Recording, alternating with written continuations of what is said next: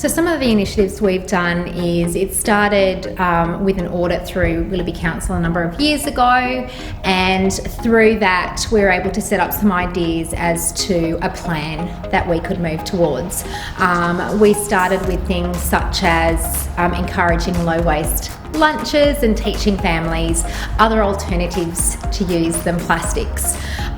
We've also introduced a number of years ago our worm farm, but probably more importantly our bokashi bins, and the bokashi is a great way for us to reduce our food wastes, to be able to compost all sorts of food waste, not just our fruit and vegetable scraps, and that has meant that we have gone from filling 2 red bins a week down to less than 1. We're really recycling whatever we can. We're looking at rainwater tanks and how we can use that water for the garden. We have a rainwater tank for our water pump, so that when the children are doing water play, they're actually using rainwater rather than drinking water. All of our resources in our art studio that we use are sourced from our families and our wider community, which is fantastic, so we're not having to buy materials, and then we're also reusing.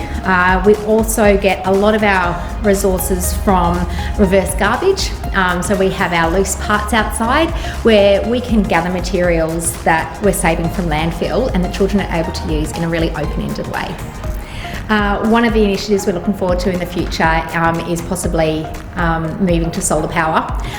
Being a business, we recognise the footprint that we have and how we can reduce that, and I think solar would be an excellent opportunity. Hopefully maybe being able to use a community grant or fundraising to be able to have something to really show to families that we are going to reduce our footprint, and hopefully have that installed in the future. Come and see how excited the children are. Come and see how excited the families are and the staff are when you take out an empty bin, when you realise you've got extra money in your budget because you haven't spent it, when you realise that actually those reused resources are so much better than the plastic bought things, and that the learning is so true, it's so natural, and that kind of learning is what really encourages children to grow and to be active members of society.